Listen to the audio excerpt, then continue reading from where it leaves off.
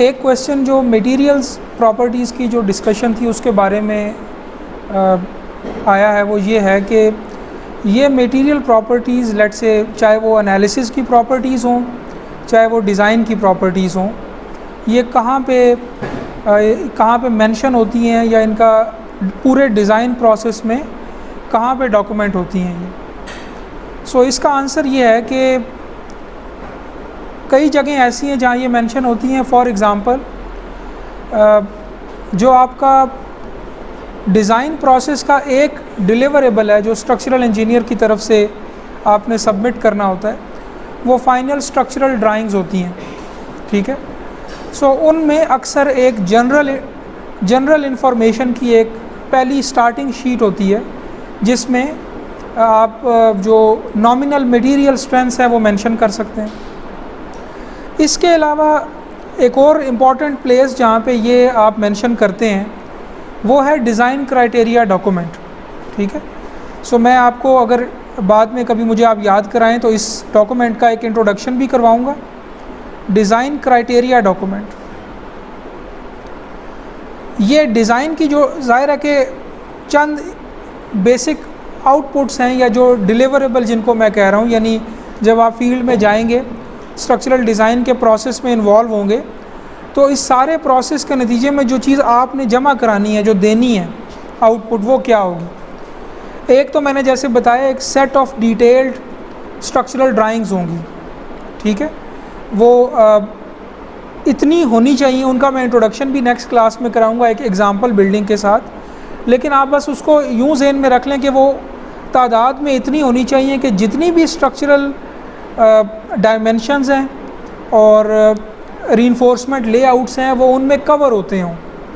उनका पर्पज़ ये है कि फील्ड में उनको देख के साइट इंजीनियर स्टील इम्प्लीमेंट करवा सके। तो ज़ाहिर है उसमें कुछ तो बेसिक चीज़ें होंगी उन स्ट्रक्चरल ड्राइंग्स में, यानी आपके पास लेआउट होने चाहिए हर फ्लोर के कॉलम डायमेंशंस शो करने वाले, शियर वॉल डायमेंशंस, उनकी प्रॉपर ज्योमेट्री, और फिर with in columns and beams different sections आपने काटे हुए होने चाहिए जिनसे उनके क्रॉस सेक्शन साइजेस, उनकी रीइंफोर्समेंट लेआउट शो हो रही हो। सो दोनों जो प्लान एक्सेस हैं आपकी बीम आपके स्ट्रक्चर के बिल्डिंग के, उसके अलॉन्ग आपने डिफरेंट एलिवेशंस यानी सेक्शंस काट के उनके व्यूज़ आपने देने हैं। सो दूसरा जो इम्पोर्टेंट इस्तेमाल है इनका वो है डिज़ाइन क्राइटेरिया डॉक्यूमेंट। ये भी एक डिलीवरेबल है, ठीक है, जो डिज़ाइनर ने जमा कराना होता है। ये एक रिपोर्ट होती है और जिसमें जैसे नाम से ही ज़ाहिर है कि इसमें आप अपना डिज़ाइन क्राइटेरिया मेंशन करते हैं, यानी हर वो चीज़ जो आपने इनपुट के तौर पे इस्तेमाल की है डिज़ाइन प्रोसेस में, वो आपने इसमें डिक्लेयर करनी होती है। लोडिंग क्या इस्तेमाल की गई हैं, मटेरियल प्रॉपर्टीज़ क्या इस्तेमाल की गई हैं, कौन सा कोड इस्तेमाल किया गया, ठीक है, डिफ्लेक्शन कंट्रोल का क्राइटेरिया कहाँ से आया, लाइव लोड कहाँ से आए, अलाउएबल लिमिट्स होती हैं कोड में डिफरेंट, वो कहाँ से आई हैं। तो जो भी आपने डॉक्यूमेंट्स इस्तेमाल किए, जो भी आपने मटेरियल प्रॉपर्टीज़ एज्यूम की या आपने इस्तेमाल की या लोडिंग कैलकुलेट की या लोडिंग कहीं से डॉक्यूमेंट से ले ली डायरेक्टली, एनालिसिस मेथड अगर किसी डॉक्यूमेंट के मुताबिक है वो आपने मेंशन करना है। यानी अपना बिल्कुल अपना आप डिक्लेयर कर देना है इसमें कि जो प्रोसेस मैं आगे करने जा रहा हूँ वो इन क्राइटेरिया की बेसिस पे है, ठीक है। तो अगर बाद में कभी कोड कंप्लायंस का कोई इशू आता है, कोई भी चीज़ आती है, तो आप दिखा सकते हैं कि देखें मैंने तो क्राइटेरिया में ये लिखा था कि मैं ये चीज़ कर रहा हूँ, ठीक है। इस डिज़ाइन क्राइटेरिया का एक वन लाइनर मैं आप बता देता हूँ कि इसमें क्या क्या होना चाहिए। वो सारी इन्फॉर्मेशन होनी चाहिए कि जो आपका वेट करने वाला अगर आपके काम को रिप्रोड्यूस करना चाहे तो जो उसको इनपुट चाहिए वो सारी इसमें डॉक्यूमेंट में होनी चाहिए, ठीक है। और इसके बाद एक तीसरा डिलीवरेबल होता है डिटेल डिज़ाइन कैलकुलेशंस वाली रिपोर्ट, ठीक है। उसका भी मैं आप आगे किसी लेक्चर में लेआउट दिखा दूंगा कि इस तरह की एक रिपोर्ट आपने बनानी होती है और सबमिट करनी होती है। उसमें एग्जाम्पल कैलकुलेशंस होती हैं, ठीक है, पूरा प्रोसेस जो डिज़ाइन करते हुए आपने किया है वो समराइज़ होना चाहिए। मॉडलिंग कैसे की, मॉडलिंग की क्या एजम्पशंस इस्तेमाल की, तो उसके डिफरेंट चैप्टर्स होते हैं, वो मैं आपको दिखाऊंगा। तो इन दोनों रिपोर्ट्स में भी, डिज़ाइन क्राइटेरिया डॉक्यूमेंट में भी और डिटेल कैलकुलेशंस की जो डिज़ाइन रिपोर्ट जिसको कहते हैं वो भी आपने, उसमें भी ये मटेरियल प्रॉपर्टीज़ मेंशन होती हैं। सो डिज़ाइन रिपोर्ट। सो और एक तीसरी चीज़ है आपकी structural drawings. So most probably आम तौर पे आर्किटेक्चरल ड्राइंग्स आपको दे दी जाती हैं, ठीक है, और फिर आप स्ट्रक्चरल ड्राइंग्स के ज़िम्मेदार होते हैं। सो अभी आज के सेशन में हम क्रॉस सेक्शंस स्टार्ट करेंगे। मटेरियल्स की डिस्कशन काफ़ी डिटेल से हो चुकी है और उसमें भी हम सबसे पहले बीम्स की बात करेंगे, यानी cross sections subjected to flexure, ठीक है। फ्लेक्चर का मतलब मोमेंट और मोमेंट एक्शन यानी, और वो क्रॉस सेक्शन जो इस प्राइमरी एक्शन से सब्जेक्ट होते हैं वो बीम्स होती हैं, ठीक है। सो अगर आपके पास फ्लेक्चरल मेंबर का वर्ड आए, ठीक है, तो आपने समझ जाना है ये बात हो रही है बीम्स की। और अगर एक्सियल फ्लेक्चरल मेंबर का वर्ड आए, एक्सियल फ्लेक्चरल मेंबर, तो ये कॉलम्स की बात हो रही है। कॉलम्स के केस में एक्सियल लोड और मोमेंट दोनों जो है वो सिग्निफिकेंट रोल प्ले करते हैं, दोनों इंपॉर्टेंट पैरामीटर्स हैं, इंपॉर्टेंट एक्शंस हैं। बीम के केस में सिर्फ फ्लेक्चर इंपॉर्टेंट एक्शन है। एक्सियल लोड, अगर एक्सियल लोड कैरिंग कैपेसिटी के 10% से कम होगी, हमने ACI में देखा था उस दिन, तो आप उसको फ्लेक्चरल मेंबर करार देंगे, बीम की तरह डिज़ाइन करेंगे। और अगर कोई मेंबर उस पर एक्सियल लोड भी सिग्निफिकेंट है तो फिर उसको कॉलम की तरह डिज़ाइन किया जाएगा, तो वो एक्सियल फ्लेक्चरल मेंबर कहलाएगा।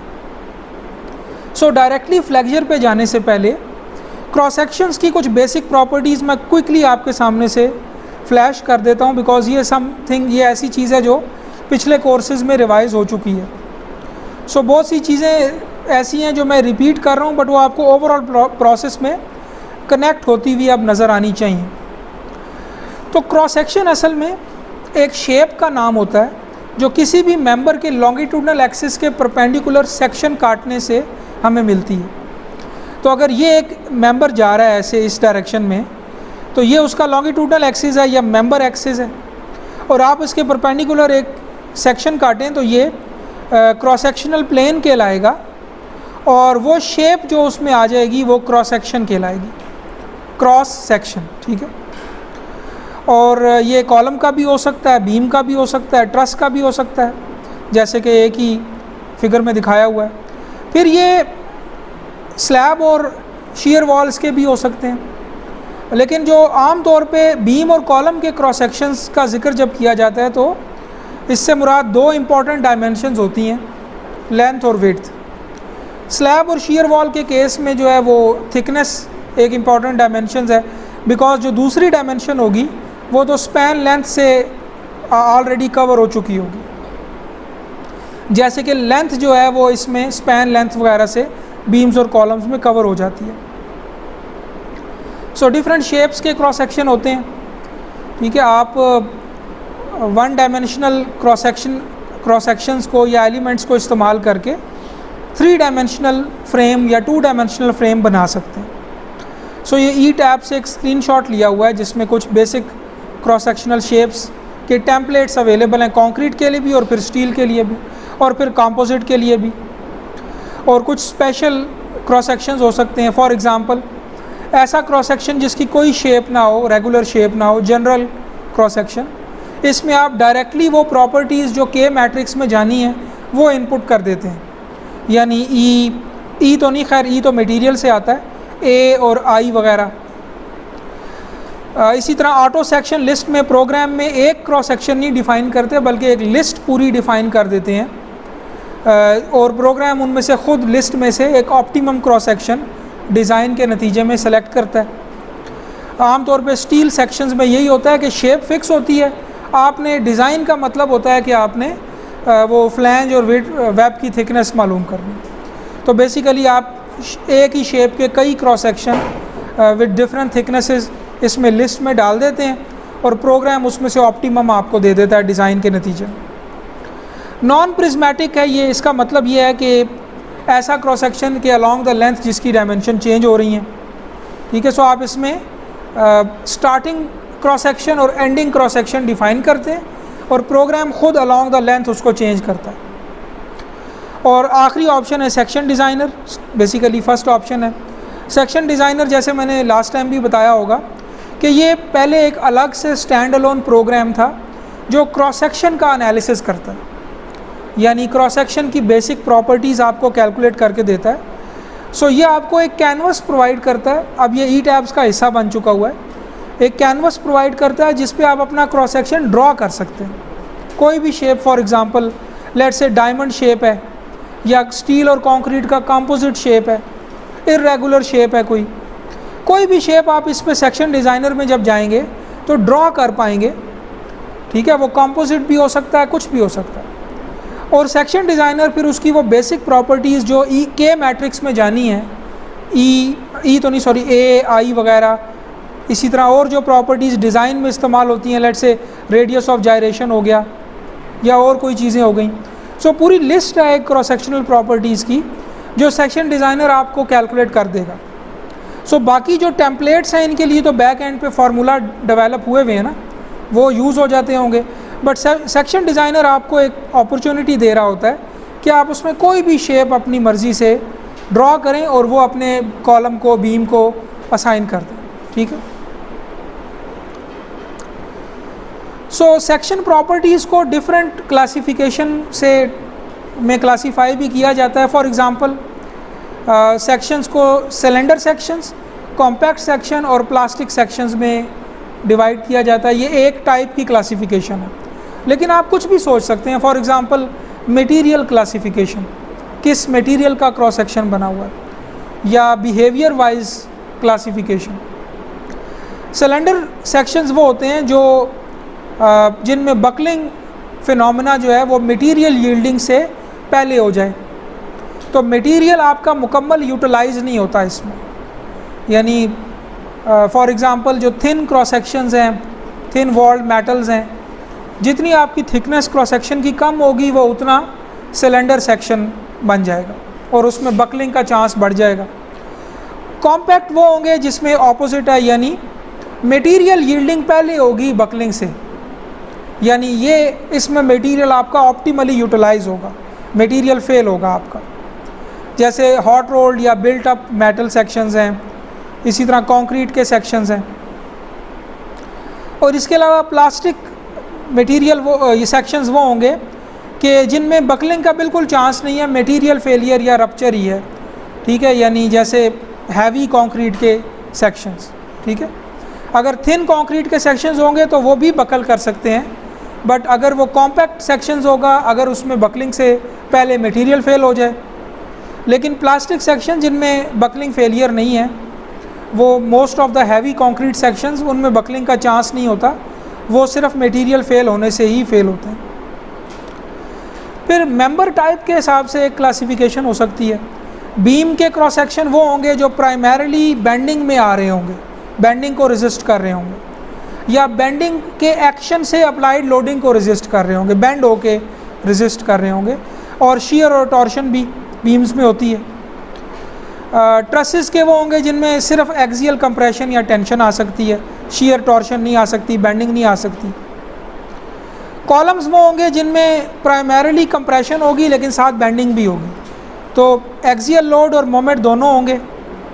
और इसी तरह शियर और टॉर्शन भी हो सकते हैं, शियर और टॉर्शन भी कॉलम में हो सकते हैं।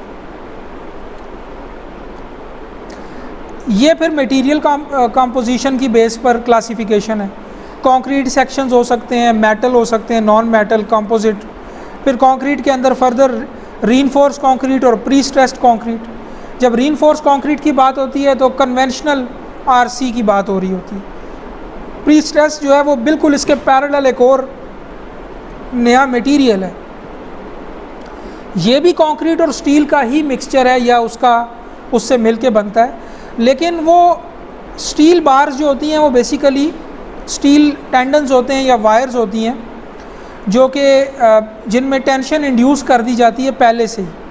अप्लाइड लोडिंग आने से पहले, और वो ऐसी जगह पे क्रॉस सेक्शन में प्लेस की जाती हैं कि वो पहले से ही प्री स्ट्रेस कर देती हैं क्रॉस सेक्शन को उन डायरेक्शन में उससे ऑपोजिट डायरेक्शन में जिसमें बाद में लोड आना होता है।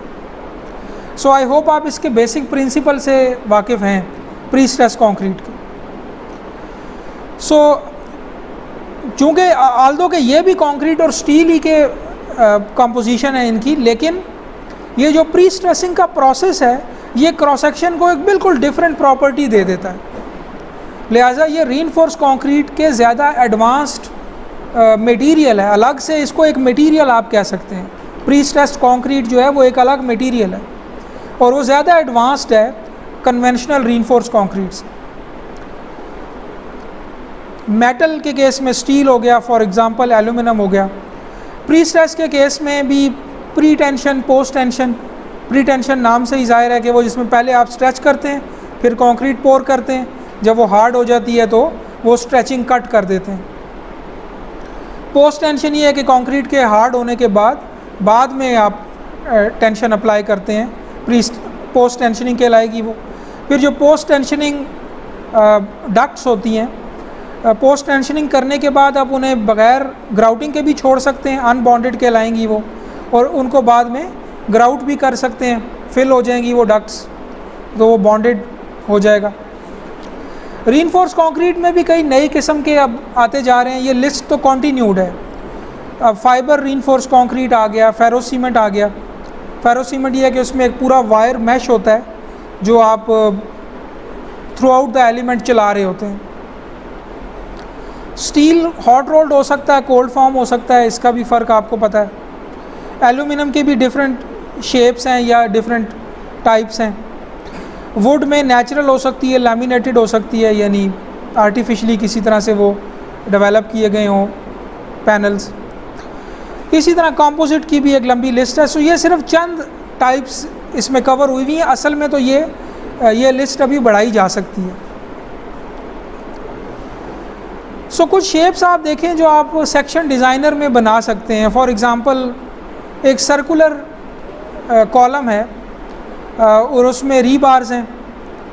इसी तरह रेक्टेंगुलर ये बीम हो सकता है। देखें 2 और 3 जो हैं वो क्रॉस सेक्शन के लोकल एक्सिस हैं, ठीक है।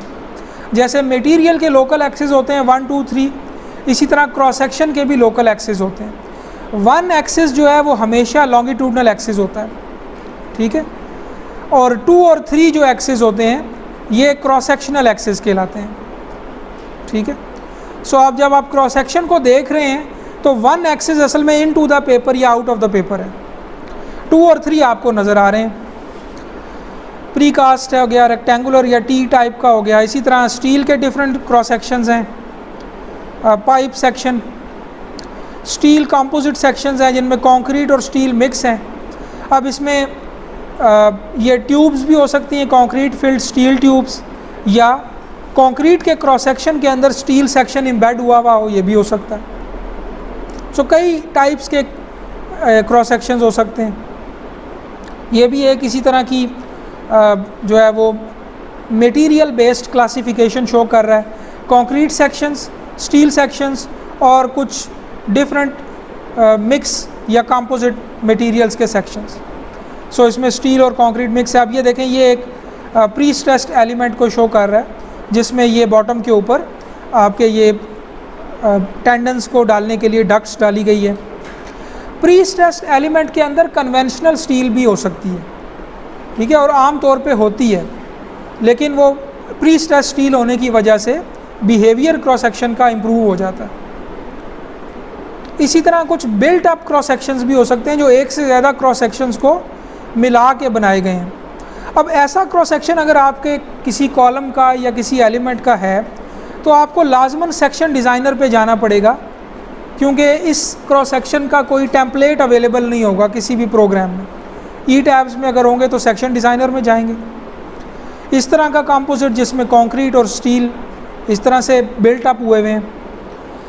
कंक्रीट फील्ड क्रॉस सेक्शंस हैं, फिर इसके अलावा भी कई और तरह के क्रॉस सेक्शंस हैं, आप ये सब जानते हैं इन क्रॉस सेक्शंस को। स्टील जो हॉट रोल्ड स्टील है इसके कई किस्मों के स्ट्रक्चरल सेक्शंस अवेलेबल हैं, कोल्ड फॉर्म के भी कई तरह के अवेलेबल हैं, उनकी डेजिग्नेशंस होती हैं, उनके नाम से ही आपको पता है कि उसकी शेप और बेसिक डायमेंशंस आपको पता चल जाते हैं। इसी तरह प्री स्ट्रेस्ड के कंक्रीट के या और कन्वेंशनल कंक्रीट के सेक्शंस ये भी अवेलेबल हैं।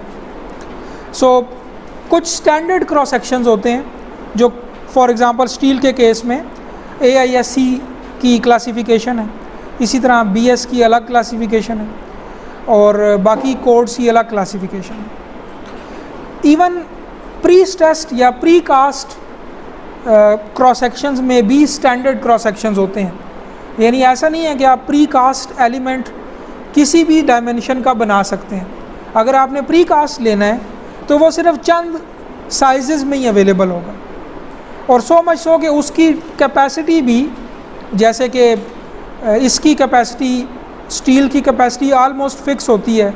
आपको पता है कि अगर डायमेंशंस गिवन हो तो आप बड़ी एक्यूरेसी से उसकी कैपेसिटी निकाल सकते हैं। प्री कास्ट एलिमेंट्स में भी यही होता है कि कुछ फिक्स टाइप के प्री कास्ट साइजेस ही सिर्फ फैक्ट्री में बन रहे होते हैं और वो उनकी कैपेसिटी भी बड़ी रिलायबली पता होती है कि ये इतना मोमेंट रेजिस्ट कर सकते हैं या ये इतनी एक्सियल लोड कैरिंग कैपेसिटी रखते हैं। तो प्री कास्ट मेंबर्स का भी मामला ऑलमोस्ट स्टैंडर्ड जो स्टील के सेक्शंस होते हैं उन जैसा ही हो जाता है। रीइंफोर्स कंक्रीट, हाँ, आप अपनी मर्ज़ी का साइज़ साइट के ऊपर फॉर्म वर्क कोई भी रख लें और बना लें। कुछ कोल्ड फॉर्म स्टील हो गए, सिंपल हो गए, इसी तरह ये हैं एक जो बेंड करके बनाए जाते हैं। ट्यूबुलर होते हैं जो क्लोज शेप हो जाती है। बिल्ट अप जो एक से ज़्यादा पार्ट्स को जोड़ के बनाए जाएं। सो आप ये देखें, अब ये सारे वो क्रॉस सेक्शन हैं जिनसे अगर आपको फील्ड में वास्ता पड़े तो इनकी मॉडलिंग के लिए आपको सेक्शन डिज़ाइनर में जाना पड़ेगा। पैरामीट्रिकली डिफाइंड का मतलब होता है कि जिनको डिफ़ाइन ही उनकी डायमेंशन से किया जाता है। सो अब वो जो स्टील के क्रॉस सेक्शंस हैं ना, जिनमें आपको थिकनेस ऑफ वेब और या फ्लैंज विड्थ जो है वो आपको नाम से ही पता चल जाती है, उसका नाम ही उस पर होता है, उनको वो भी पैरामीट्रिकली डिफाइंड है, यानी वो डिफ़ाइन ही अपने बेसिक पैरामीटर से हुए होते हैं। सो ये मुमकिन है कि उनके अलावा भी कोई सेक्शन पैरामीट्रिकली डिफाइंड आपको मिल जाए। उसी तरह फर्दर कुछ और बिल्ट अप क्रॉस सेक्शंस आपके सामने आ गए हैं। कुछ ऐसे हैं जो डिफरेंट सेक्शंस को जोड़ के बनते हैं, जैसे ये एंगल सेक्शन को मिला के बना है, ये सी सेक्शन को मिला के बना है, ये भी सी सेक्शन को मिला के बना है। कुछ ऐसे हैं जो ट्यूब्स को मोड़ के बनते हैं, यानी शीट्स को, सॉरी, ठीक है, जैसे अब ये अब कॉन्टीन्यूस है। अब ये कंपोजिट की फर्दर एग्जांपल देख लें। अभी देखें, आमतौर पे ब्रिजेस के केस में ऐसा ब्रिज जो प्री कास्ट या प्री स्ट्रेस बीम ब्रिजेस होते हैं, उनमें क्या होता है कि जो डेक है वो इस तरह के वाइड फ्लैंज एंगल सेक्शन जो होते हैं या टी सेक्शन जो होते हैं उनके ऊपर ये रेस्ट कर रहे होते हैं। तो हो सकता है अगर ये मोनोलिथिकली कास्ट हो तो आपको ये पूरा क्रॉस सेक्शन इकट्ठा एनालाइज करना पड़ जाए। फिर ये भी एक मुमकिन है कि एक ही मटेरियल का कंपोजिट भी हो सकता है, यानी उसकी प्रॉपर्टी डिफरेंट हो, कोर कंक्रीट डिफरेंट है और बाहर की कंक्रीट लेट से डिफरेंट है, तो ये भी कंपोजिट ही कहलाएगा। ई टैब्स में ज़ाहिर है आप ऐसा कोई या किसी और सॉफ्टवेयर में आपको ये फीचर नहीं मिलेगा कि एक ही कंक्रीट है क्रॉस सेक्शन बट वो आधा कंक्रीट की प्रॉपर्टी और है, आधे की और है, तो टेम्पलेट नहीं मिलेगा आपको। ये फिर किसी प्रोग्राम में अलग से एनालाइज करना पड़ेगा या सेक्शन डिज़ाइनर करना पड़ेगा। कुछ ऐसे क्रॉस सेक्शन हैं जो ब्रिजेस के सपोर्टिंग एलिमेंट्स के हो सकते हैं, पियर्स के, ठीक है। अब पियर बीच में से हॉलो भी हो सकता है, ये स्टार पियर कहलाता है। ये एक ट्यूब है, बीच में से हॉलो है। फ्लावर स्टाइल हॉलो, हेक्सागन पियर, हॉलो पियर, इस तरह का, ठीक है। सो ये भी सारे सेक्शन डिज़ाइनर में या सेक्शन बिल्डर में एनालाइज हो पाएंगे। पहले सेक्शन बिल्डर के नाम से, जैसे मैंने बताया, अलग से एक सॉफ्टवेयर था और बाद में ये अब ई टैब्स के हर नए वर्जन में इम्प्रूव होता जा रहा है, उसमें बिल्ट इन होता जा रहा है। शीयर वॉल की डिफरेंट शेप्स हो सकती हैं, अगर आप देखें तो कोर वॉल हो सकती है, प्लेनर वॉल हो सकती है। प्लेनर वॉल मतलब बस एक लेग है शेयर वॉल की अलग से, और ज़ाहिर है ये इस एक्सिस में भी हो सकती है, परपेंडिकुलर एक्सिस में भी हो सकती है। ऐसी शेयर वॉल जिसके दोनों एंड्स पे जो थिकनेस है वो ज़्यादा है, बीच में कम है। एक ऐसी वॉल जिसमें बीच में हर लेवल के ऊपर ओपनिंग है, ठीक है। सो अब ये जो डॉटेड लाइन है दो, ये ओपनिंग को शो कर रहे हैं। तो लिफ्ट वॉल्स होती हैं, जो लिफ्ट कोर होती है स्ट्रक्चर के अंदर, उसमें ज़ाहिर है बीच में लिफ्ट इंस्टॉल की जाती है। तो हर फ्लोर के ऊपर उसके डोर्स होते हैं, तो हर फ्लोर पे ऐसी वॉल में ओपनिंग होती है, ठीक है। सो अगर मैं लिफ्ट कोर, ये देखें ना यहाँ पर भी ये बीच में ये कॉन्टीन्यूस बॉक्स नहीं है बल्कि बीच में ओपनिंग है, ठीक है। तो यहाँ पे डॉटेड लाइंस अगर मैं लगा दूँ तो इसका मतलब है ये डोर है जो हर फ्लोर के ऊपर चल रहा है। फिर एक से ज़्यादा, फॉर एग्जांपल ये देखें 2 लिफ्ट वेल्स इकट्ठी स्टैक हुई हुई हैं, ये 4 हुई हुई हैं। मल्टी स्टोरी बिल्डिंग्स में आपने देखा है 4-4 लिफ्ट कोर्स भी होती हैं। फिर ये भी लिफ्ट कोर्स ही हैं, कोर वॉल्स हैं, ठीक है। यानी एक ही है जिसमें 2 लिफ्ट्स इंस्टॉल हुई हैं, एक का इधर डोर है, एक का इधर की तरफ डोर है। सो डिफरेंट शेप्स आप सोच सकते हैं इसमें, ठीक है। ये सी शेप है, एल शेप है, आई शेप है, ई शेप है, ठीक है। सो डिपेंडिंग अपॉन आपकी डिज़ाइनर की रिक्वायरमेंट्स, बाकी चीज़ें, ये डिफरेंट शेप्स हो सकती हैं। डिज़ाइनर की इनिशियल ख्वाहिश ये होनी चाहिए कि वो दोनों एक्स और वाई डायरेक्शंस में ये स्टिफनेस बराबर रखे। यानी अगर आपकी नेचुरल जो प्लॉट की शेप है वो रेक्टेंगुलर है, इस तरह की है, ठीक है। तो अब आप इसमें बीम कॉलम्स का ज़ाहिर है कि एक मोमेंट रेजिस्टिंग फ्रेम पहले तो सोचेंगे, ठीक है। सबसे पहले आपने स्ट्रक्चरल सिस्टम कंसेप्शन करनी होती है ना, पहला स्टेप डिज़ाइन का। तो उसमें सबसे पहले आप देखेंगे बिल्डिंग की इंटेंडेड फंक्शन क्या है और इसकी हाइट क्या होने वाली है, ठीक है। इसकी हाइट क्या होगी, और ये कमर्शियल है, मिक्स ऑक्यूपेंसी है, सारी की सारी रेजिडेंशियल है, क्या है। लेट्स से ये 3 या 4 स्टोरी बिल्डिंग है, तो मैं शेयर वॉल की तरफ नहीं जाऊंगा। मेरी पहली कोशिश ये होनी चाहिए कि moment resisting frame, beam columns, slabs, इन्हीं से मेरा लोड रेजिस्ट हो जाए, ठीक है। लेकिन अगर ये 8, 10, 15 स्टोरी बिल्डिंग है तो फिर आप सिंपल फ्रेम को डिज़ाइन करेंगे तो वो बहुत अनइकोनॉमिकल डिज़ाइन होके आएगा। आपको लाजमी प्लान में जगह जगह स्टिफनर डालने पड़ेंगे, बिल्डिंग को ओवरऑल स्टिफ करना पड़ेगा अलोंग द हाइट। और वो स्टिफनर क्या होंगे, शेयर वॉल्स। यानी कुछ फ्रेम्स के दरमियान में पूरी की पूरी आरसी की वॉल स्टफ़ कर दी जाएगी अलोंग द हाइट, ठीक है। वो डिफरेंट शेप्स में हो सकती है, और वो शेप्स ये हैं। प्लेनर भी हो सकती है, एक्स में, वाई में। यानी लेट से आप अगर लेट से मैं कॉलम बना देता हूँ, ठीक है। लेट से ये मैंने कॉलम डाल दिए हैं। अभी ज़ाहिर है कि ये ना स्केल के मुताबिक है और ना मैं उतना रेगुलर बना पाऊँगा, ठीक है। और लेट से यहाँ पर भी है और ये भी है।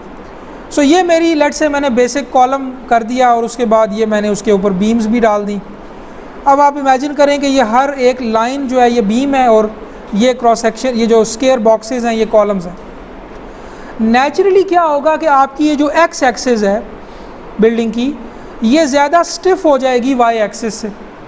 आप खुद सोच लें, लेटरल लोड्स के अगेंस्ट अगर मैं इसको वाई के पैरेलल लोड लगाता हूँ ऐसे, ठीक है, यूँ, तो ये इतनी ज़्यादा स्ट्रेंथ शो नहीं करेगी।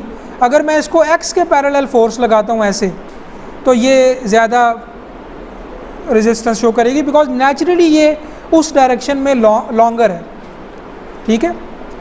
तो मुझे ये चाहिए कि अगर मैंने इसकी एक्स और वाई एक्सिस की दोनों डायरेक्शंस की स्टिफनेसेस कंपेरेबल रखनी है, ऑलमोस्ट करीब करीब रखनी है, तो मुझे इस वाई एक्सिस को थोड़ा स्ट्रेंथन करना पड़ेगा, स्टिफन करना पड़ेगा। ऑल्दो कि ये स्ट्रेंथ और स्टिफनेस दो अलग अलग कॉन्सेप्ट्स हैं, सो अगर मैं इनको इंटरचेंजेबली यूज़ कर लूँ तो आपने कंफ्यूज नहीं होना। स्ट्रेंथ से मुराद ये होगा कि डिफ्लेक्शन के अगेंस्ट रेजिस्टेंस, ठीक है। F इज़ इक्वल टू के यू में के को ज़हन में लाएँ। और सॉरी, स्टिफनेस से मुराद ये होगा, स्ट्रेंथ से मुराद ये होगा कि फेलियर किस लोड पर होगा। यानी इस अप्लाइड लोडिंग की वो मैक्सिमम वैल्यू जो आपके किसी एलिमेंट को या उस पूरे स्ट्रक्चर को फेल करवाएगी। इस सूरत में आप ये करेंगे कि वाई एक्सिस की डायरेक्शन को सपोर्ट करने के लिए अगर आपने शीयर वॉल देनी है तो वाई में देंगे लेट से, ठीक है। ये तो मैंने ऐसे ही ड्रॉ कर दी, लेकिन जाहिर है कि ये किसी इस तरह दी जा सकती है कि इसके साथ बीम और बीम कनेक्टेड हों, ठीक है। इसी तरह यहाँ पर भी वाई में दी जा सकती है, यानी जो शीयर वॉल की लॉन्गर डायमेंशन है वो वाई की तरफ रखी जाए, वाई के पैरेलल रखी जाए।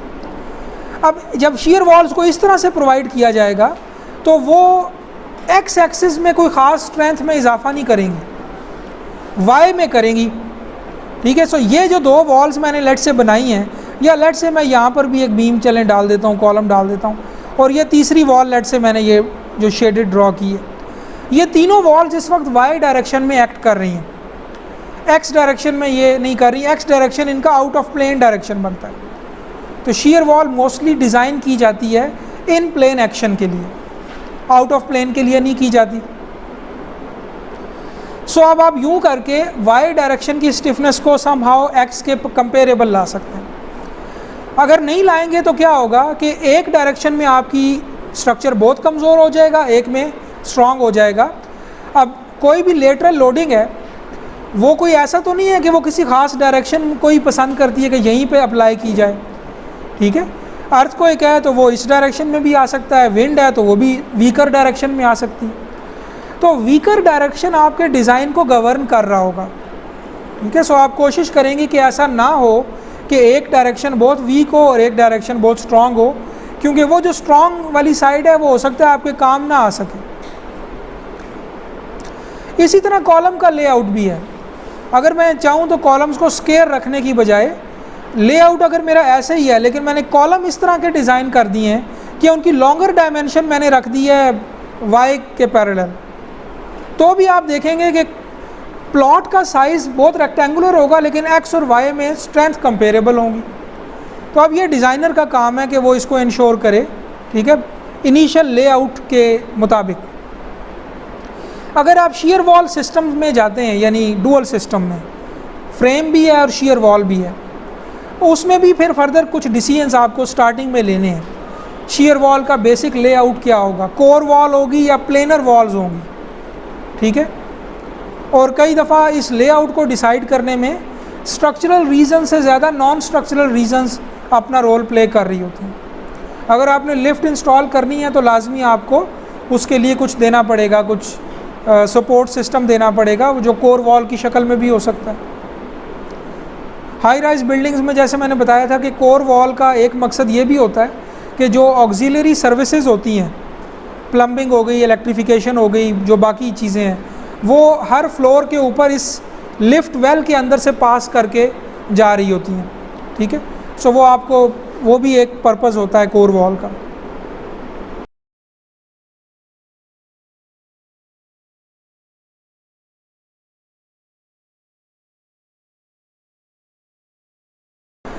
शीयर वॉल जो है वो कभी भी आउट ऑफ प्लेन डायरेक्शन के लिए डिज़ाइन नहीं होती, उसका प्राइमरी मकसद इन प्लेन एक्ट करना होता है, ठीक है। लेट्स से अगर मैं ये शीयर वॉल का एलिवेशन ड्रॉ करूँ ना, तो ये उसमें लॉन्गिट्यूडनल बार्स हैं और कुछ कुछ डिस्टेंस पे ये उसकी लेटरल या ट्रांसवर्स बार्स हैं। ये हमेशा इस एक्शन को, ठीक है, रेजिस्ट करने के लिए डिज़ाइन होगी, ठीक है। ये हमेशा इस डायरेक्शन में बेंड होने के लिए डिज़ाइन होगी, ऐसे ऐसे। ये जो इन टू द पेपर और out of the paper loading है ना, उसके लिए डिज़ाइन नहीं होगी, ना ये उसको रेजिस्ट कर सकती है। तो हम ये एज्यूम करते हैं कि ये वॉल सिर्फ प्राइमरी लेटरल लोड जो इन प्लेन एक्सिस में है वो लिया जा सकेगा, ले सकती है। आउट ऑफ प्लेन में जो ये थोड़ी बहुत स्टिफनेस देगी वो हम इग्नोर कर देते हैं एनालिसिस में। आप देखेंगे एनालिसिस के दौरान आम तौर पे इसका आउट ऑफ प्लेन डायरेक्शन की स्टिफनेस का जो मॉडिफायर है वो ज़ीरो कर दिया जाता है, ठीक है। यानी वो हम एज्यूम करते हैं कि ये अगर दूसरी डायरेक्शन में गिरना चाहे तो ये कोई इसको सपोर्ट नहीं है, या ये किसी भी परपेंडिकुलर या आउट ऑफ प्लेन लोड को, इनटू द पेपर लोड को कोई रेजिस्टेंस प्रोवाइड नहीं करेगी, ठीक है। इस एजम्पशन की वजह से मैं ये कह रहा था कि अगर इस तरह से शीयर वॉल्स दी जाएं तो वो बिल्डिंग की सिर्फ वाई डायरेक्शन को स्टिफन करेंगी, एक्स को स्टिफन नहीं करेंगी। ठीक है, आप जब इसके ऊपर इसका डिज़ाइन करेंगे ना शियर वॉल का, तब भी आप देखेंगे कि जो इस पे इसके लिए वी यू लिया जाएगा वो इस लोडिंग की वजह से आ रहा होगा। ठीक है, जो इसके लिए एम यू लिया जाएगा, जो बेस के ऊपर लेट से इसकी BMD बनाए ना, तो कैसे बनेगी, बेस के ऊपर बेंडिंग मोमेंट मैक्सिमम होगा अगर मैं इसको नीचे से फिक्स कर दूँ। तो ये जो MU लिया जाएगा, बेंडिंग मोमेंट डायग्राम का पीक नंबर, ये भी इस लेटरल लोडिंग की वजह से ही प्रोड्यूस हुआ होगा। तो वो मोमेंट जो इसके इन टू द पेज या out of the page force की वजह से मोमेंट प्रोड्यूस हो रहा है, वो डिज़ाइन एक्शन के तौर पे इस्तेमाल ही नहीं होगा। ये ऐसे ही है जैसे बीम का भी, तो आप देख लेना M3 आप लेते हैं, अगर ये बीम है तो जो वर्टिकल लोड है उसकी वजह से आने वाला मोमेंट MU कहलाएगा। अगर मैं इन टू द पेज यहाँ पे एक लोड लगा दूँ इन टू द पेज सेंटर में, तो वो प्राइमरी बेंडिंग मोमेंट नहीं है जो बीम ने रेजिस्ट करना है। प्राइमरी बेंडिंग मोमेंट इस इन स्पैन लोडिंग की वजह से है, लॉन्गिट्यूडनल एक्सिस के वर्टिकल। तो इसका मतलब है हर जो एक्शन डिज़ाइन में इस्तेमाल होता है उसके बैक एंड पे कोई डायरेक्शन ऑफ लोडिंग होती है जो प्राइमरी एक्शन होता है, प्राइमरी यानी बेंडिंग या शियर की डायरेक्शन होती है। ठीक है, सो अगर कॉलम क्रॉस सेक्शन की मैं बात करूं, एक कॉलम है लेट से, तो कहने को तो इस कॉलम के ऊपर ज़्यादा से ज़्यादा 6 एक्शन आ सकते हैं। ठीक है ना, जैसे जिसको मैं कहता हूँ द मोस्ट अनलकी कॉलम, कि ज़्यादा से ज़्यादा इस कॉलम के ऊपर जो लोडिंग आ सकती है ना, वो 6 चीज़ें आ सकती हैं। एक है P, ठीक है, एक है एक डायरेक्शन का शियर V, दूसरी डायरेक्शन का शियर V, X कह लो, Y कह लो, या 1 और 2 कह लें। इसी तरह X एक्सिस के अबाउट मोमेंट, Y एक्सिस के अबाउट मोमेंट, तो मैं इसको My कह देता हूँ, इसके अबाउट जो मोमेंट है Mx कह देता हूँ, और इस एक्सियल एक्सिस के अबाउट मोमेंट जो कि टॉर्शन बन जाएगा T। तो ये वो 6 एक्शंस हैं जो इस कॉलम पे आ सकते हैं। लेकिन एक रियल कॉलम के लिए ये 6 के 6 प्राइमरी डिज़ाइन एक्शन नहीं बन जाएंगे। रियल कॉलम में अगर वो कॉन्सेंट्रिकली लोडेड कॉलम है तो सिर्फ P, अगर वो यूनी एक्सियली लोडेड कॉलम है तो एक P और एक M, अगर वो बाई एक्सियली लोडेड कॉलम है तो इसी तरह एक P और 2 M। ठीक है, तो इनके कोई सबसेट ही होगा जो डिज़ाइन में इस्तेमाल हो रहा होगा। सो शियर वॉल के केस में सिर्फ इन प्लेन एक्शन कंसिडर होता है। स्लैब के केस में हमेशा out of plane action consider होगा। स्लैब का देख लें, शियर वॉल के ऑपोजिट, स्लैब डिज़ाइन ही आउट ऑफ प्लेन बेंडिंग के लिए होती है, जैसे शियर वॉल डिज़ाइन ही इन प्लेन बेंडिंग के लिए होती है। स्लैब कैसे है, ऐसे है ना, तो अब इसको आप इस प्राइमरी लोड के लिए डिज़ाइन करेंगे जो उसके स्पैन में लग रहा होगा और वो स्लैब को आउट ऑफ प्लेन डायरेक्शन में बेंड करेगा। ठीक हो गया। सो हर एलिमेंट का एक एक्शन है, प्राइमरी एक्शन। सो एक CSI सेक्शन बिल्डर की एप्लीकेशन ये बताई गई है। अब आपको सेक्शन डिज़ाइनर का एक अलग से मेरा लेक्चर भी अवेलेबल है, वो भी देख सकते हैं यूट्यूब पे, और इसी कोर्स में भी मैं किसी टाइम पे एक्सप्लेन करूँगा कि उसमें यह भी फीचर अवेलेबल है कि आप 2 शेप्स को ड्रॉ करके जोड़ के एक बना सकते हैं। ठीक है, सो ओवरलैपिंग हिस्सा ख़त्म कर दें, और जैसे आप देखें ना, ये कैलट्रांस असल में ब्रिज की स्पेसिफिकेशन है। ठीक है, US स्पेसिफिकेशन है कैलिफोर्निया के लिए। इसमें आप देखें कि उसमें जो ब्रिज कॉलम, जो सपोर्टिंग एलिमेंट्स हैं, पियर्स हैं, उनकी शेप इस तरह की होती है कि जैसे 3 सर्कुलर कॉलम्स इकट्ठे कास्ट हुए हुए हैं ना, इनकी रीइंफोर्समेंट भी इसी तरह की होती है। तो अब ये एक ऐसा सेक्शन है जो सिर्फ सेक्शन डिज़ाइनर में ही बनाया जा सकता है। इसी तरह आप यूँ 2 सर्कल और एक रेक्टेंगल बनाएं और उसको बाद में इस शक्ल में ले जाएं। सो अब यही जो डिस्कशन अभी डिग्रीज ऑफ फ्रीडम और क्रॉस सेक्शनल प्रॉपर्टीज़ की हमने की है, इसी का एक क्विक ओवरव्यू देख लें। जो मैं शुरू से कहता आ रहा हूँ कि हर किसी भी जनरल क्रॉस सेक्शन पे ज़्यादा से ज़्यादा 6 एक्शंस आ सकते हैं। वो बेसिकली उसके ऊपर अवेलेबल 6 डिग्रीज ऑफ फ्रीडम के कॉरस्पॉन्डिंग होते हैं। सो स्पेस में अगर आप कोई एक पॉइंट लें तो उसके ऊपर 6 डिग्रीज ऑफ फ्रीडम होंगी। ठीक है, अगर 1 डायमेंशनल एलिमेंट है जो कि कुछ भी हो सकता है, जिसकी एक डायमेंशन बाकी 2 से बहुत ज़्यादा है, तो उसमें ज़्यादा से ज़्यादा 6 डिग्रीज ऑफ फ्रीडम हो सकती हैं। इसको हम 3D फ्रेम एलिमेंट कहते हैं। सो लेट्स से आपके पास ये एक पॉइंट है स्पेस में, और ये दूसरी तरफ ये एक एज है समझ लें, या नोड है आपके एक 3D फ्रेम का, और ये दूसरी तरफ से चलता जा रहा है, कॉन्टीन्यूड है, ठीक है। सो ये आप समझ लें कि साइड व्यू देख रहे हैं अपनी फ्रेम एलिमेंट का। तो इस नोड के ऊपर अगर ये 3D फ्रेम एलिमेंट होगा तो इस नोड के ऊपर 6 डिग्रीज ऑफ फ्रीडम अवेलेबल हैं। यानी ये जो मैंने नोड रेड कलर से डिनोट किया है, ये 6 तरीक़ों से मूव कर सकता है। ये एक्स डायरेक्शन में, वाई में और जेड में, लेट से मेरी ये नोटेशन चल रही है इस पूरी फिगर में कि ये मेरा वाई एक्सिस है, ये एक्स एक्सिस है और ये जेड एक्सिस है। तो ये जो नोड है, ये वाला जो एज शो कर रहा है एक बीम का या एक फ्रेम का, ये एक्स वाई और जेड में ट्रांसलेट कर सकता है, यानी you x you why you Z, ये 3 ट्रांसलेशनल डिग्री ऑफ फ्रीडम हो गई। और ये इन्हीं 3 एक्सिस के अबाउट रोटेट कर सकता है। इनको मैंने R X R Y R Z से डिनोट कर दिया। ये जो आर डिग्रीज ऑफ फ्रीडम है ये मैंने डबल एरो से शो की हैं, और बेसिकली डबल एरो थंब की डायरेक्शन शो कर रहा है। जो एक्चुअल रोटेशन है, अगर आप थंब को उस डायरेक्शन में लेके जाएं, राइट हैंड रूल अगर आप अप्लाई करें, तो अगर आपका थंब जो है वो आर एक्स की तरफ है, तो जो प्राइमरी बेंडिंग आपकी फिंगर का कर्ल है वो प्राइमरी बेंडिंग डायरेक्शन को शो कर रहा है। तो अगर मैं देखूं तो आर एक्स क्या है, ये आर एक्स डायरेक्शन में अगर बेंडिंग हो तो आपका ये एलिमेंट, ये बीम या कॉलम या फ्रेम एलिमेंट जो भी है, ये टॉर्शन में बेंड होगा असल में। तो आर एक्स असल में टॉर्शन है। इसी तरह आर जेड जो है वो भी एक रोटेशन है, लेकिन वो इन टू द पेपर या out of the paper rotation है इस बीम की।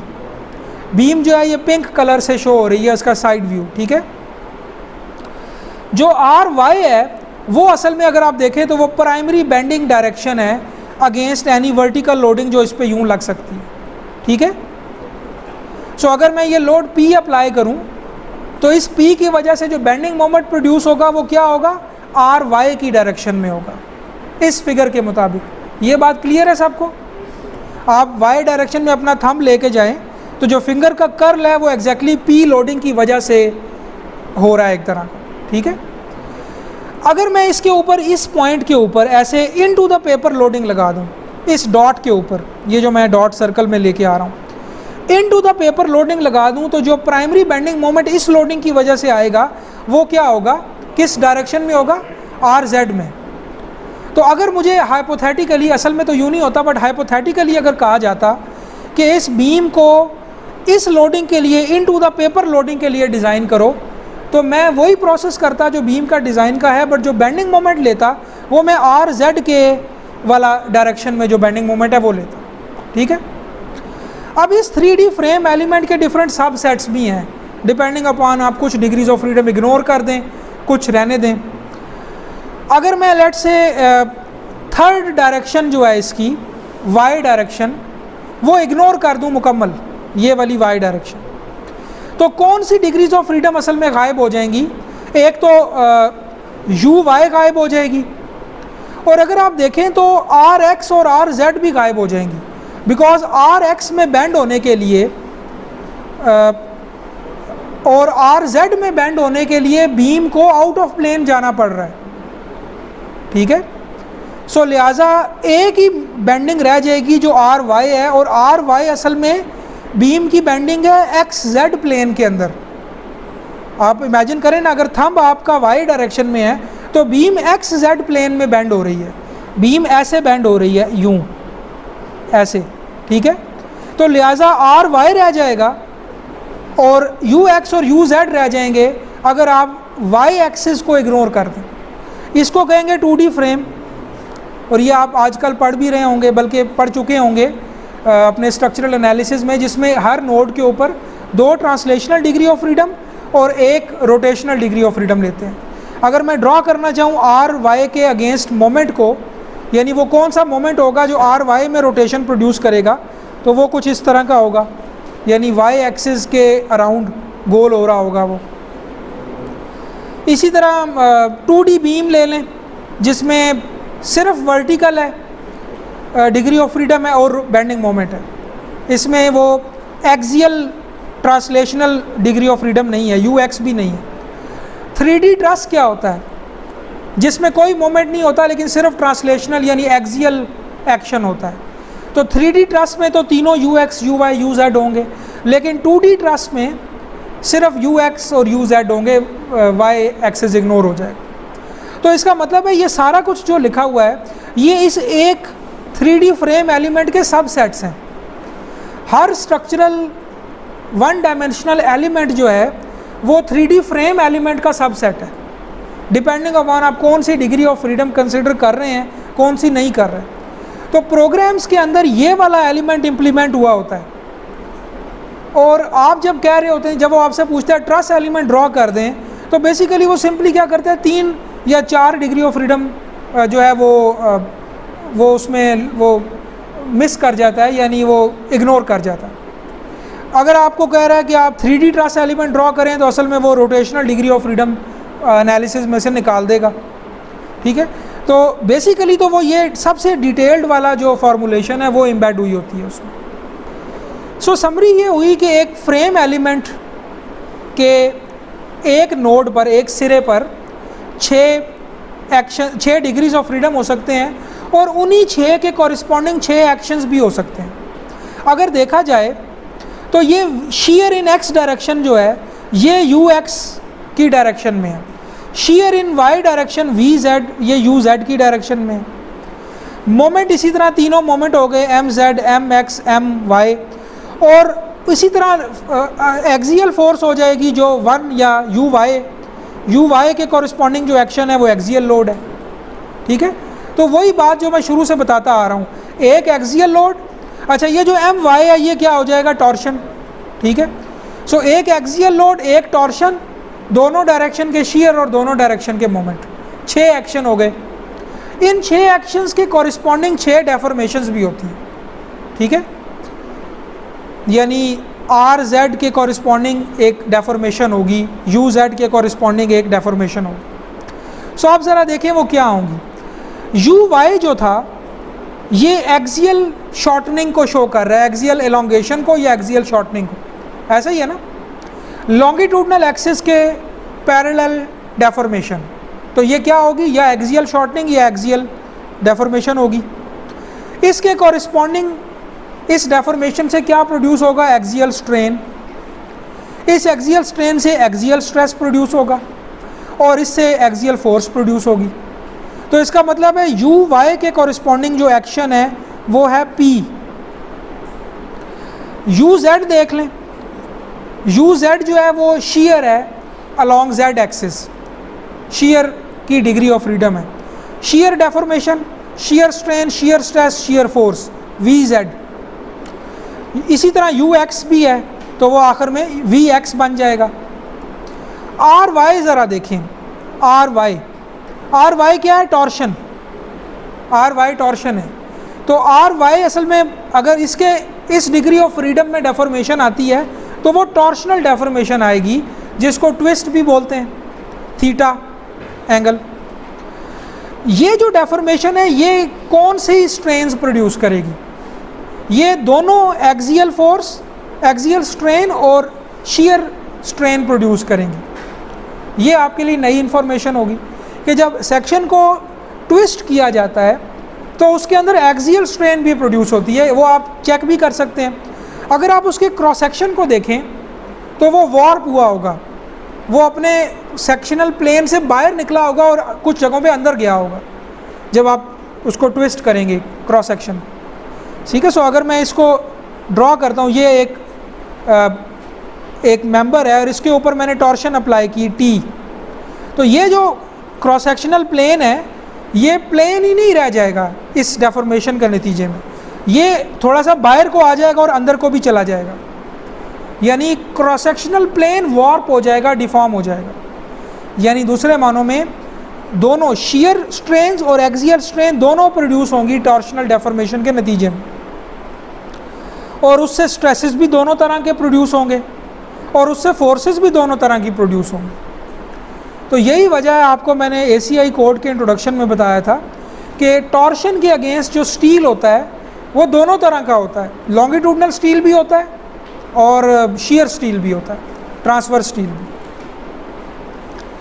RX जो है वो क्या है? RX अगर आप देखें तो ये जो ग्रीन वाली लोडिंग लगी हुई है इस बीम के ऊपर या फ्रेम के ऊपर, RX असल में इस ग्रीन लोडिंग के अगेंस्ट प्राइमरी बेंडिंग है। ऐसा ही है ना?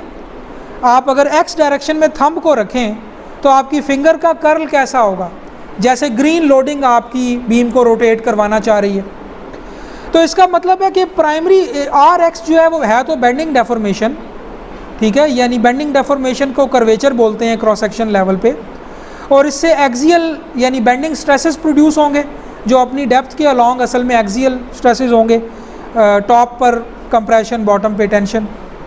इससे बेंडिंग स्ट्रेंस पहले प्रोड्यूस होंगे, फिर बेंडिंग स्ट्रेसेस प्रोड्यूस होंगे, और फिर जो एक्शन है इस डायरेक्शन में RX डायरेक्शन में वो है bending moment about X axis which is actually the primary bending moment caused by the vertical gravity loading, ठीक है।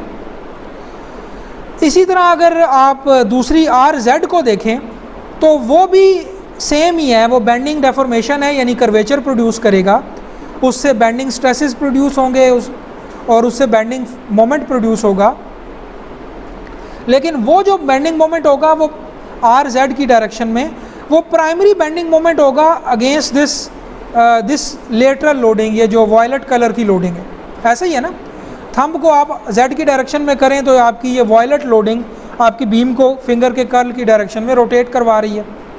तो bending moment about Z axis या primary bending moment caused by the horizontal loading is MZ, ठीक है। So ETABS में X Y Z नहीं है local axis के लिए, वो है 1 2 3, ठीक है। तो अब आपने अगर मैं इसको Z को 2 एक्सिस कह दूं और X को 3 एक्सिस कह दूं तो दूसरे मानों में ग्रेविटी लोड के अगेंस्ट जो मेरा प्राइमरी बेंडिंग मोमेंट है वो है M3, MZ नहीं होगा, MX नहीं होगा बल्कि होगा M3, ठीक है। सो लिहाजा आप बार बार देखेंगे ई टैब्स में कि बीम डिज़ाइन के लिए वर्ड यूज़ हो रहा होगा M3 डिज़ाइन, ठीक है। कॉलम अगर होता है, यही अगर कॉलम कर दें तो कॉलम होता है P के लिए और लेट से एक मोमेंट के लिए P बन जाएगा ये एक्सियल लोड यानी UY के कॉरस्पॉन्डिंग जो P है। तो अगर मैं कहूँ कि PM3 डिज़ाइन तो मतलब एज आ यूनी एक्सियली लोडेड कॉलम। अगर मैं कहूँ PM2 M3 डिज़ाइन इसका मतलब है ये बाई एक्सियली लोडेड कॉलम की तरह डिज़ाइन होना चाहिए, ठीक है। सो इन तीनों की M3 डिज़ाइन, PM3 डिज़ाइन और PM2 M3 डिज़ाइन, इन तीनों का जो डिज़ाइन प्रोसेस है यानी कोड का डिज़ाइन का मेथड है वो डिफरेंट है। आप वैसे इन दो से वाकिफ़ हैं ऑलरेडी। M3 डिज़ाइन का मतलब है सिंपल फ्लेक्सुरल डिज़ाइन जो आपने बीम के लिए किया हुआ है। PM3 का मतलब है शॉर्ट कॉलम डिज़ाइन, ठीक है, आपने वो भी किया हुआ है bi uniaxially loaded column, वो जो इंटरेक्शन कर्व को इस्तेमाल करके होता है। Biaxially loaded column I think आपने नहीं किया हुआ, ठीक है, जिसमें दोनों मोमेंट सिग्निफिकेंट हो जाते हैं। मे बी आपने शायद ये डिस्कस किया हो पिछले कोर्स में, मे बी कोई इसका मेथड आपने पढ़ा हो। सो लॉन्गिट्यूडनल एक्सिस हमेशा 1 एक्सिस होगा, 2 और 3 हमेशा क्रॉस सेक्शनल एक्सिस होंगे।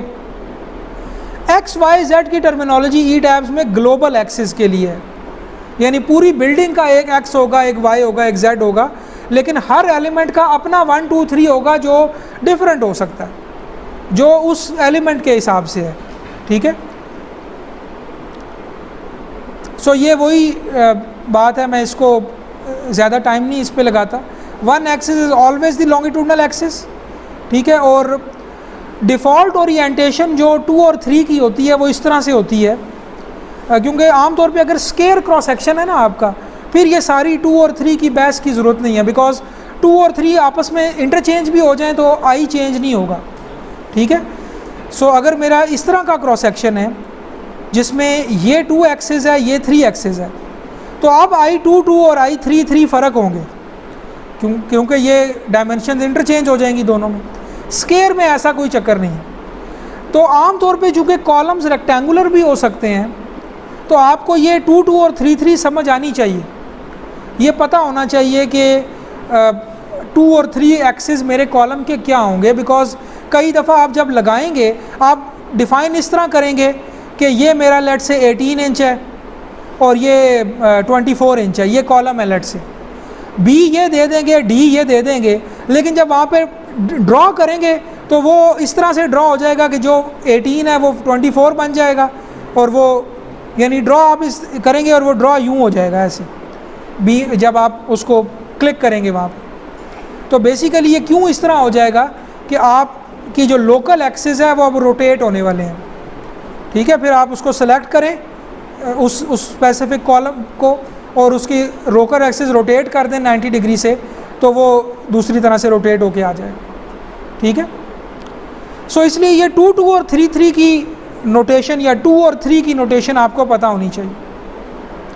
जो डिफ़ॉल्ट ओरिएंटेशन है उसमें एक चीज़ तो फिक्स है कि 1 एक्सिस हमेशा जब आप क्लिक करते हैं ना, ये 2 नोड्स हैं आपके मॉडल के अंदर, जब पहले इसको क्लिक करेंगे बाद में इसको क्लिक करेंगे और यूँ बीच में एक एलिमेंट लग जाएगा, तो ये बाय डिफ़ॉल्ट आई जॉइंट के लाएगा, ये जे जॉइंट के लाएगा।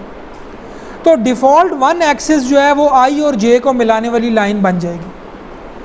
अब इसके बाद आप क्या करेंगे, क्रॉस सेक्शन असाइन करेंगे, तो उसमें जो डिफ़ॉल्ट ओरिएंटेशन है 2 और 3 के वो इस तरह है कि 1 का z एक्सिस के साथ क्या रिलेशनशिप है, यानी सॉफ्टवेयर ये देखेगा कि जो आपने आई और जे अब डिफ़ाइन कर दिए हैं, अप्लाई कर दिए हैं, ये जो 1 एक्सिस आपने बना दिया है अभी, ये बिल्डिंग के ग्लोबल z के विद रिस्पेक्ट कैसा है।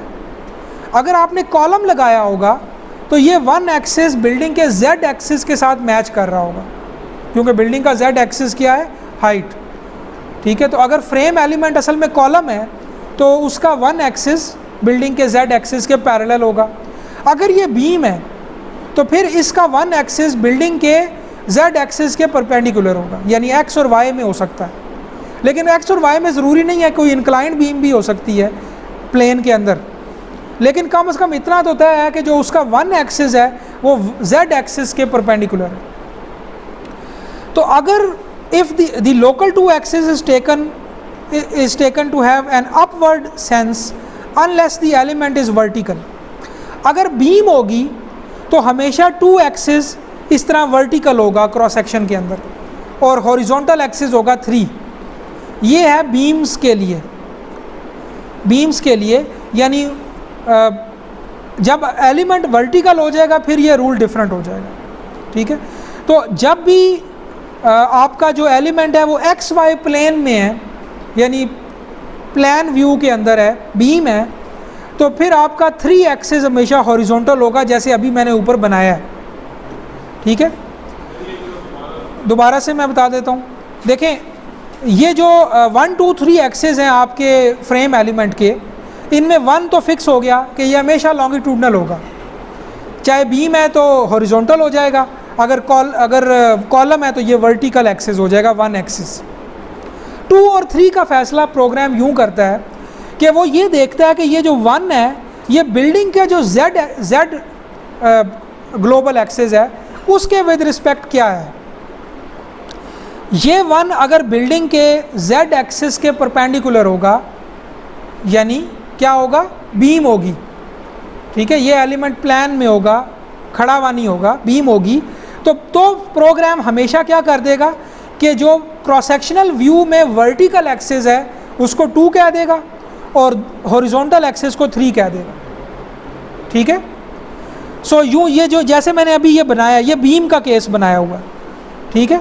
बीम के केस में क्रॉस सेक्शनल एक्सिस में वर्टिकल एक्सिस 2 हो जाएगा और हॉरिजॉन्टल 3 हो जाएगा, लिहाजा हमेशा M3 डिज़ाइन बीम डिज़ाइन ही रहेगा, ठीक है।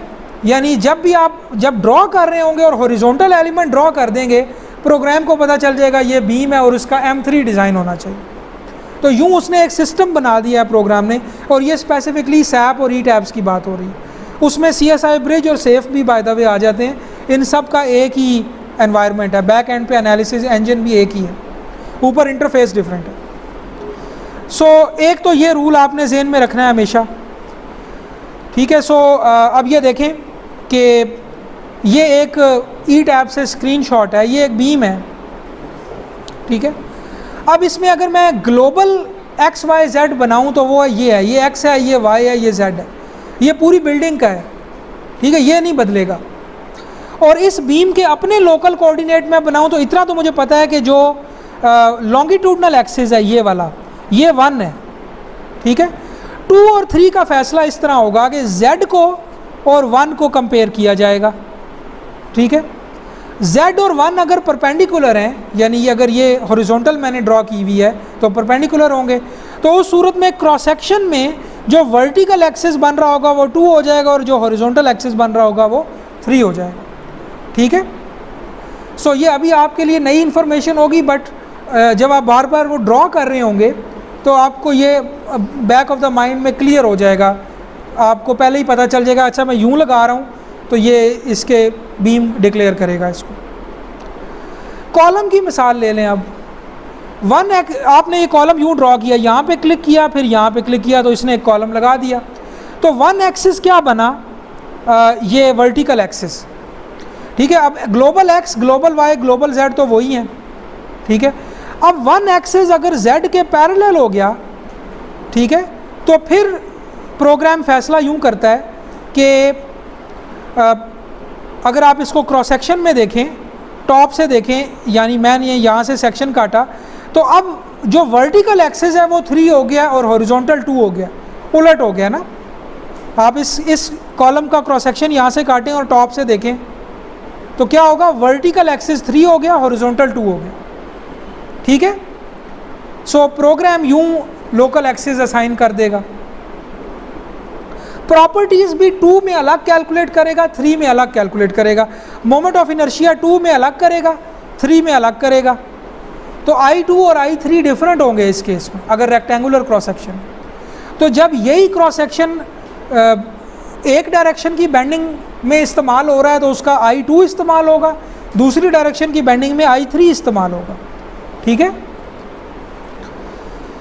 सो अगर आप अब इसी बीम की बात करें तो वो जो 6 एक्शंस अगर आप देखें तो U1 असल में के कॉरेस्पॉन्डिंग एक्शन क्या होगा, P, U2, U3 असल में 2 शेयर हो जाएंगे, ठीक है। U2 का मतलब translation in 2 and 3, rotation about 1 axis torsion बन जाएगा, और रोटेशन अबाउट 2 एंड 3 एक्सिस जो हैं वो मोमेंट बन जाएंगे, दोनों एक्सिस के मोमेंट।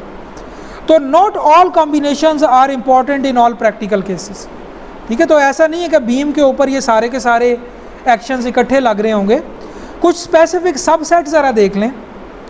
अगर सिर्फ M3 आपका इम्पॉर्टेंट एक्शन है तो ये एक ऐसी बीम है जो प्योर बेंडिंग मोमेंट में आ रही है, जिसके ऊपर प्योर बेंडिंग मोमेंट है, और वो बेंडिंग मोमेंट वो है जो कॉज्ड बाय ग्रेविटी लोडिंग है, जो इस तरह की जो लोडिंग है ना, W कह देता हूँ मैं इसे, इस लोडिंग ने जो मोमेंट प्रोड्यूस करना है वो M3 है, ठीक है, इसके एक्सिस के अबाउट रोटेशन।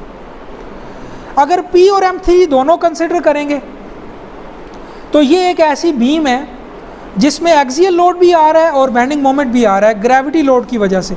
ग्रेविटी लोड मैं इसलिए कह रहा हूँ कि मैंने M3 कहा हुआ है, M2 नहीं कहा हुआ। V2 अगर देखें तो क्या है, primary shear caused by gravity load. M3 क्या था, प्राइमरी बेंडिंग मोमेंट, लेकिन V2 क्या है, primary shear caused by the same loading. तो 2 डायरेक्शन में जो शियर होगा, ये वाला शियर, वो असल में अप्लाइड लोडिंग ग्रेविटी की वजह से प्राइमरी शियर फोर्स होगी, ठीक है। तो M3 और V2 असल में वो हैं जिनको जब हम आम तौर पे कहते हैं BMD और SFD, ठीक है। ऐसा नहीं है कि M3 के कॉरिस्पॉन्डिंग V3 होता है, M3 के कॉरिस्पॉन्डिंग V2 होता है। PM2 M3 एक ऐसा एलिमेंट हो जाएगा जिसमें एक्सियल लोड भी आ रही है, शियर और मोमेंट दोनों आ रहे हैं कॉज्ड बाय ग्रेविटी लोड। सिर्फ T एक ऐसी beam which is subjected to pure torsion. M3, V2, P and T चारों एक्शन अगर आ जाएं तो एक ऐसी बीम है which is subjected to bending moment and shear caused by gravity loading as well as axial load and torsion, ठीक है। सो डिपेंडिंग अपॉन आपका क्या रियल सिचुएशन है उस हिसाब से आपके इन एक्शंस का कॉम्बिनेशन डिज़ाइन के लिए सिग्निफिकेंट हो जाएगा। तो अब इनमें से कोई ऐसा नहीं है जो M2 के लिए मतलब बीम डिज़ाइन नहीं हो रही, ठीक है, या V3 के लिए डिज़ाइन नहीं हो रही।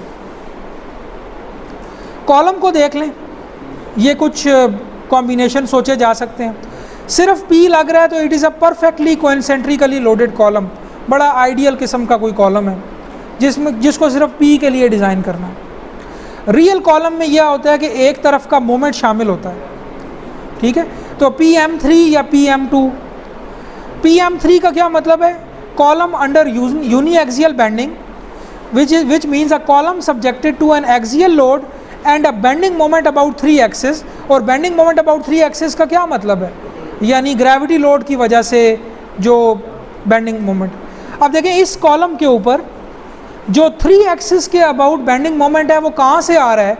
इस बीम, ये 2 एक्सिस के पैरेलल बीम जा रही है, इसके ऊपर जो भी ग्रेविटी लोड लगेगा वो इस कॉलम के ऊपर M3 प्रोड्यूस करेगा। ऐसा ही है ना?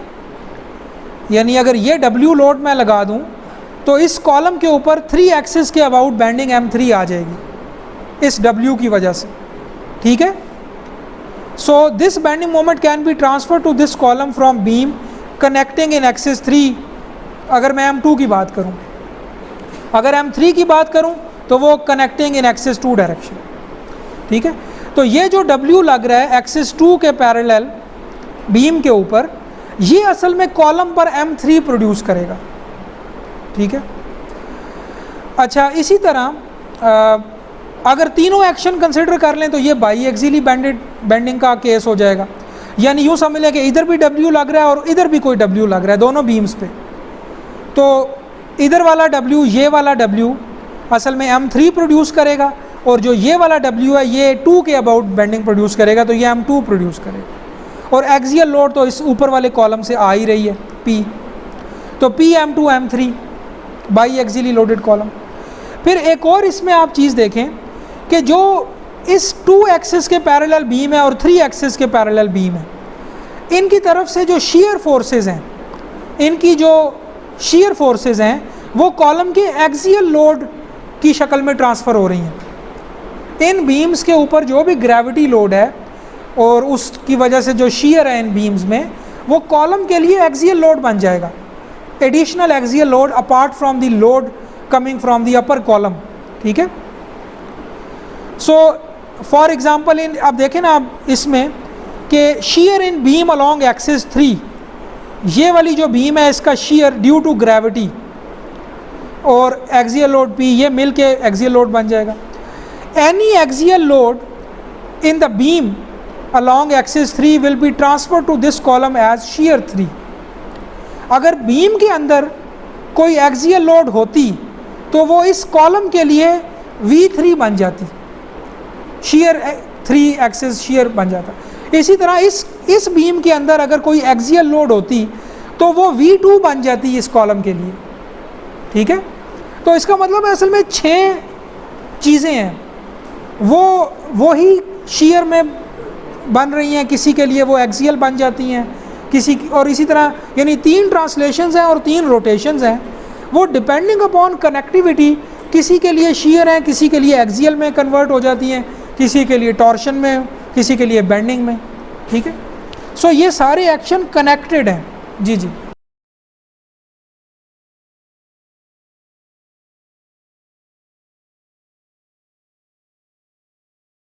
एक्सियल बीम का एक्सियल लोड क्या है? यानी बीम के अपने अलोंग 1 एक्सिस के लिए जो है, ठीक है। तो बीम के लिए जो P है वो कॉलम के V2 में या V3 में कन्वर्ट हो जाएगा डिपेंडिंग अपॉन किस एक्सिस में बीम कनेक्ट हुई है, ठीक है। एक और केस देखें जिसमें P, M3, V2, M2, V3 सारे हैं, यानी टॉर्शन के अलावा सब हैं। तो अब ये बाई एक्सियली बेंडिंग और बाई एक्सियल शीयर का केस है, ठीक है। यानी अगर कोई ऐसा कॉलम है जिसके दोनों तरफ कॉलम्स भी हैं, बीम्स भी हैं, कनेक्टेड हैं चारों तरफ से, तो अब ये एक ऐसा कॉलम है जिसमें दोनों तरफ से शीयर भी आ रहा है, दोनों तरफ से मोमेंट भी आ रहा है और इसके ऊपर कोई एक्सियल लोड भी है।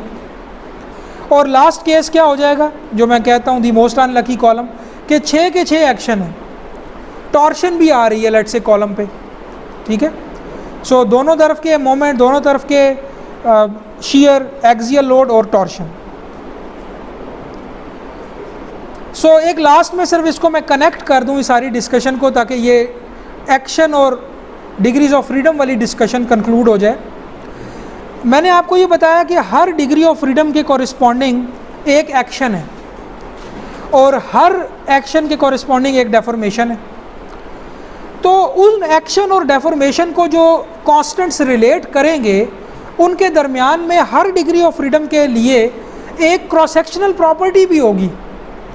यानी अगर आप देखें P को सिर्फ देखें तो P एक एक्शन है जो Ux में है या U1 में है।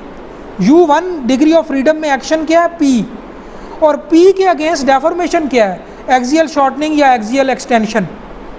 तो P को और एक्सियल शॉर्टनिंग को रिलेट करेगा एक कांस्टेंट, बिकॉज हमने पढ़ा है कि स्ट्रक्चरल एनालिसिस में हर इक्वेशन असल में हुक्स लॉ ही है बैक एंड पे। तो कोई भी एक्शन और डेफॉर्मेशन को जो रिलेट कर रही होती है इक्वेशन, वो इस तरह होता है कि action is equal to some constant into deformation, P will be equal to some constant into delta. और यही मामला शेयर का भी है, मोमेंट का भी है, हर चीज़ का। तो वो जो कांस्टेंट बीच में आएगा वो क्रॉस सेक्शनल प्रॉपर्टी पे डिपेंड करेगा, क्योंकि वो एक्शन क्रॉस सेक्शन पे लग रहा है, वो डेफॉर्मेशन क्रॉस सेक्शन की है। तो बीच में क्रॉस सेक्शनल प्रॉपर्टी यूँ समझ लें कि इस्तेमाल होगी, इनको रिलेट कर रही होगी, वो जो कांस्टेंट होगा। अब वो हर एक्शन के लिए डिफरेंट होगा। तो इसका मतलब है 6 की 6 डिग्रीज ऑफ फ्रीडम के कॉरिस्पॉन्डिंग 6 की 6 क्रॉस सेक्शनल प्रॉपर्टीज़ भी होती हैं जो क्रॉस सेक्शनल स्टिफनेस को रिप्रेजेंट करती हैं। जैसे आप देखेंगे कि P और डेल्टा को जो चीज़ रिलेट कर रही होगी वो क्रॉस सेक्शनल प्रॉपर्टी होगी area, cross sectional area. Cross sectional area use होगा लाजमी P और डेल्टा को रिलेट करने में, ठीक है। मटेरियल प्रॉपर्टी भी यूज़ होगी, तो इलास्टिक मॉडुलस भी होगा लेकिन एरिया भी होगा, क्रॉस सेक्शनल प्रॉपर्टी में एरिया होगा। इसी तरह जब बेंडिंग एक्शन होगा और उसके कॉरिस्पॉन्डिंग बेंडिंग डेफॉर्मेशन होगी, तो उसमें दरमियान में मोमेंट ऑफ इनर्शिया यूज़ होगा, वो भी क्रॉस सेक्शनल प्रॉपर्टी है मटेरियल प्रॉपर्टी के अलावा। शीयर आप देखेंगे तो शीयर फोर्स और शीयर डेफॉर्मेशन के दरमियान जो क्रॉस सेक्शनल प्रॉपर्टी है वो शीयर एरिया यूज़ हो रहा होगा।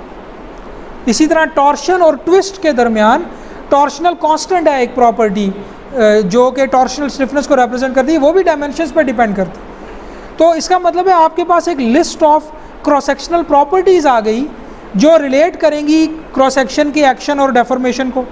तो वो ये हैं यू वाई के कॉरिस्पॉन्डिंग, अगर वाई एक्सिस एक्सियल एक्सिस मान लिया जाए या वन एक्सिस मान लिया जाए, तो क्रॉस सेक्शनल एरिया, दोनों शीयर डिग्रीज ऑफ फ्रीडम के लिए शीयर एरियाज़, दोनों मोमेंट्स के लिए बेंडिंग मोमेंट्स के लिए मोमेंट ऑफ इनर्शियाज एक्स और वाई या 1 और 2 और 3, और टॉर्शन के लिए टॉर्शनल कांस्टेंट। तो इसका मतलब है ये 6 प्रॉपर्टीज़ ऐसी हैं जो बार बार इस्तेमाल होंगी जब आप कोई डायमेंशन प्रोग्राम में इनपुट करते हैं। तो प्रोग्राम बेसिकली ये प्रॉपर्टीज़ कैलकुलेट कर लेता है ताकि बाद में के मैट्रिक्स में इस्तेमाल हो सकें या डिज़ाइन में इस्तेमाल हो सकें, ठीक है। तो फ्रेम सेक्शन प्रॉपर्टीज़ से मुराद क्या है कि set of material and geometric properties जो उस क्रॉस सेक्शन को डिफ़ाइन करें, जो बाद में किसी एलिमेंट को असाइन कर दिया जाएगा। वो बीम भी हो सकता है, कॉलम भी हो सकता है, शीयर वॉल भी और स्लैब भी, ठीक है। तो ये इंडिपेंडेंटली डिफ़ाइन किए जाते हैं और फिर असाइन कर दिए जाते हैं एलिमेंट्स को। जब डिफ़ाइन किए जाते हैं तो दोनों तरह की प्रॉपर्टीज़ इनके साथ डिफ़ाइन की जाती हैं।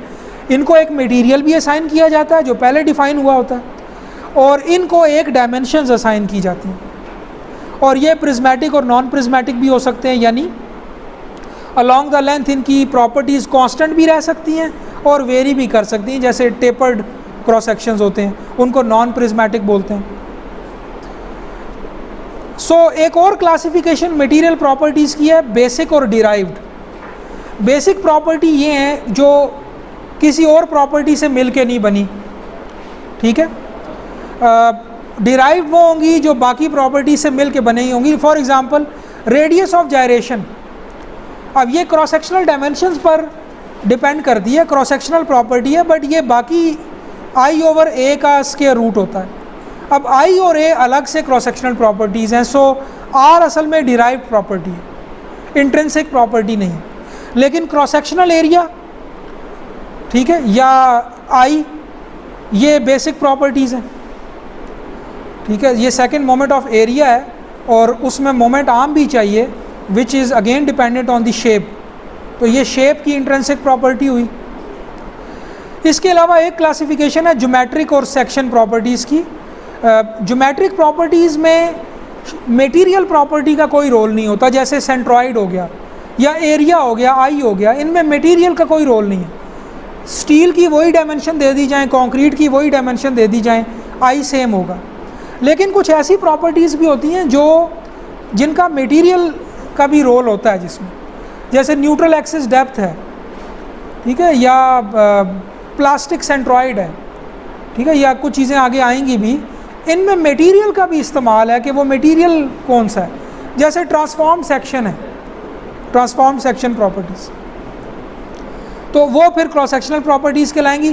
प्योर ज्योमेट्रिक प्रॉपर्टी वो होगी जो शेप की प्रॉपर्टी होगी। एक और क्लासिफिकेशन भी है, बेसिक और इंट्रिंसिक हो गया, डिराइव्ड हो गया।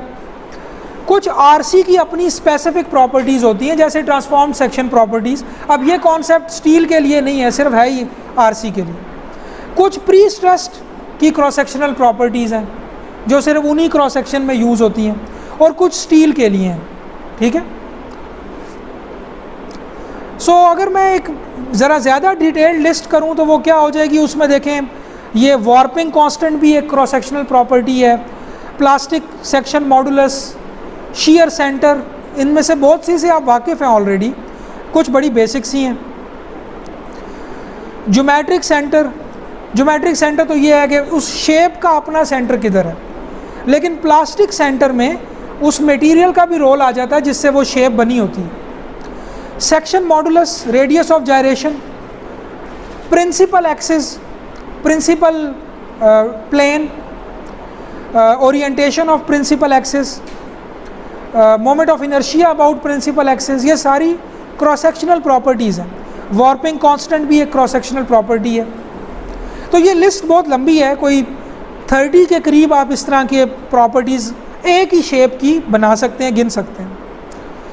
तो इनका एक क्विक ओवरव्यू नेक्स्ट क्लास में देखेंगे। मैं बस ये कैलकुलेट करना आपको नहीं सिखाऊंगा, ये कोर्स में शामिल नहीं है, बट मैं आपको उनके नाम बता दूंगा जो ई टैब्स कैलकुलेट करता है और उनका बेसिक कि ये हैं क्या, और इससे रिलेटेड फिर आपकी एक असाइनमेंट 2 भी होगी, ठीक है।